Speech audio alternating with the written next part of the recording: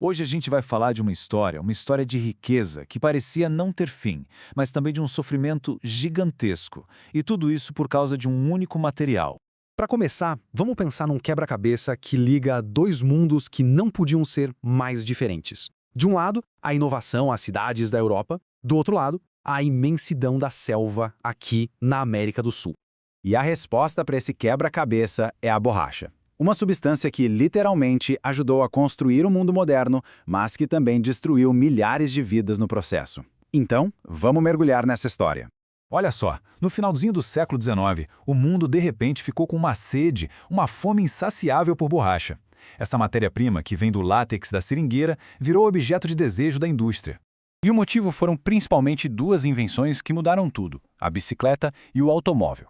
Elas deixaram de ser só uma curiosidade e viraram produtos que todo mundo queria ter. E para rodar, elas precisavam de pneus, ou seja, precisavam de borracha. E a coisa explodiu de um jeito absurdo. Pensa bem, em apenas 20 anos, o número de bicicletas só na França foi de 250 mil para 4,5 milhões. E com essa demanda gigantesca, todos os olhos se viraram para um único lugar no mapa: o Brasil. Porque a seringueira, a árvore que dá o látex, era nativa da Amazônia. Naquela época, era o único lugar do mundo que tinha borracha em escala industrial.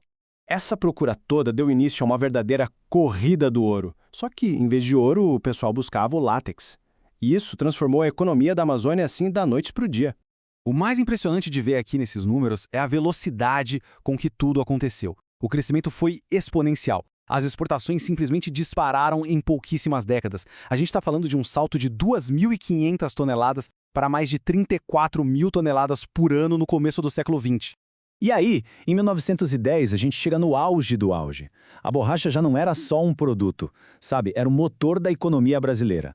Chegou a representar, pasmem, 40% de tudo que o Brasil exportava. Só o café, que era o rei, ficava na frente.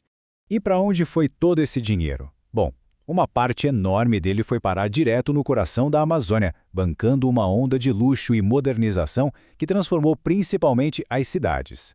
A elite da época, os famosos barões da borracha de Manaus e de Belém, não economizavam. Eles construíram cidades que batiam de frente com as grandes capitais da Europa. Imagina só, teatros de ópera luxuosíssimos, bondes elétricos, palacetes. Ficou conhecido como a Belle Époque dos trópicos. A inspiração, o sonho de consumo era Paris.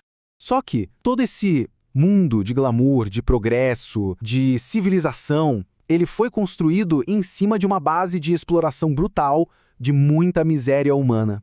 Nas cidades, a vida da elite era um verdadeiro espetáculo. Era luxo que vinha de fora, conforto moderno, todo mundo querendo imitar os costumes europeus. Mas enquanto isso, lá no meio da mata, os seringueiros, que eram os trabalhadores que de fato extraíam o látex, viviam uma realidade totalmente diferente. Uma vida de isolamento, de perigo e, principalmente, de servidão. E essa contradição foi muito bem definida por uma frase do grande escritor e jornalista Euclides da Cunha, que viu de perto as condições desumanas daquele trabalho. E aqui está o ponto central para entender essa exploração.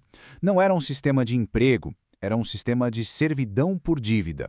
O sujeito, muitas vezes um nordestino fugindo da seca, era atraído com promessa de dinheiro fácil. Mas ele já chegava no seringal devendo a viagem, as ferramentas, aí era obrigado a comprar tudo no armazém do patrão, o famoso barracão, com preços absurdamente altos.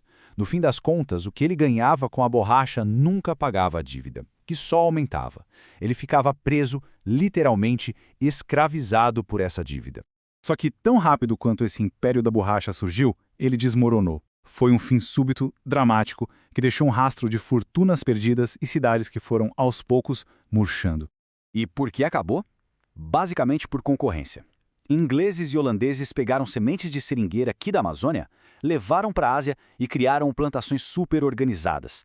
Lá, as árvores ficavam em fileirinhas, tudo arrumadinho, a coleta era muito mais rápida, muito mais eficiente e, claro, mais barata. O sistema do Brasil, que era extrativista, com as árvores espalhadas no meio da selva, simplesmente não tinha como competir. Diziam que um seringueiro na Malásia conseguia coletar num dia o que um seringueiro aqui levava quase 2 semanas. O resultado, em menos de 20 anos, o domínio do Brasil no mercado mundial de borracha evaporou. E o legado que ficou de tudo isso é uma história de uma ironia profunda. O Brasil, que já foi o rei absoluto da borracha, acabou numa posição que ninguém podia imaginar. Vamos lembrar, no auge, o Brasil era o dono do mercado. Abastecia o mundo todo e financiava o desenvolvimento do país com esse ouro negro que brotava da Amazônia. E hoje? Bom, hoje a situação se inverteu completamente. O país que um dia foi o único fornecedor do planeta agora precisa importar mais da metade, cerca de 65% da borracha que a gente consome aqui dentro. A produção nacional simplesmente não dá conta. No fim, a história da febre da borracha é um lembrete muito forte de como a sorte pode virar rápido. E deixa pra gente uma pergunta que não quer calar. O que acontece quando um país aposta todas as suas fichas num único recurso? E mais importante, qual é o verdadeiro preço que se paga pelo progresso?